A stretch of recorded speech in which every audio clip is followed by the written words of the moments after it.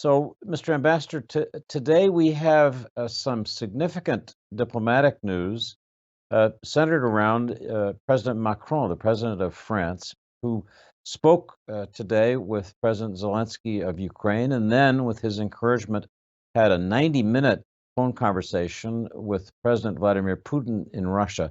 Tell us about those conversations and about where things stand after the talks that your president had today. Thank you, David. I think it is important also to say that there was another coordination between the European and American and G7 leaders because we keep this very close coordination between all of us. The purpose, and as President Zelensky is concerned, he speaks with many leaders in the world, and in particular, he has been having many conversations with our president. The call with the Russian president was made to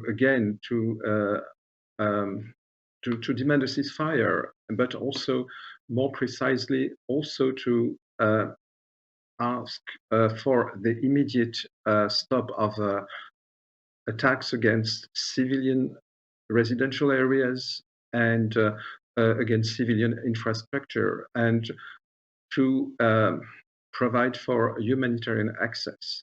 France is right now putting forward to the Security Council of the United Nations, or will do this very soon, a new resolution on humanitarian access. This is unfortunately now really one of the top priorities, both inside Ukraine and, of course, for the refugees outside Ukraine.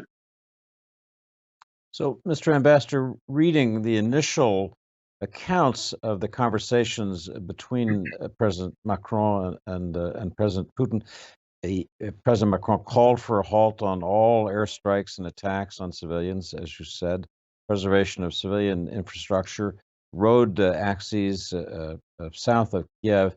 And interestingly, according to the account that I have, President Putin confirmed his willingness to commit on all three requests that President Macron made to him. Is that accurate?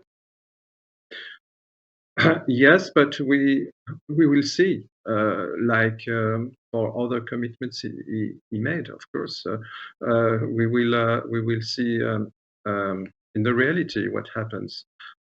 Indeed, you added something also very important, which is to keep open one of the roads, at least, of course, to Kiev, and it's really important right now to do this. And again, the Russian leader will have the choice of doing it or not.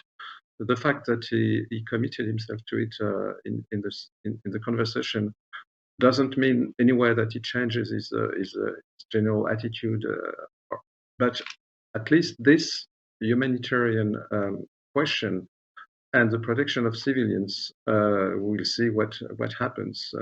We will judge on the reality, as I say, on the ground.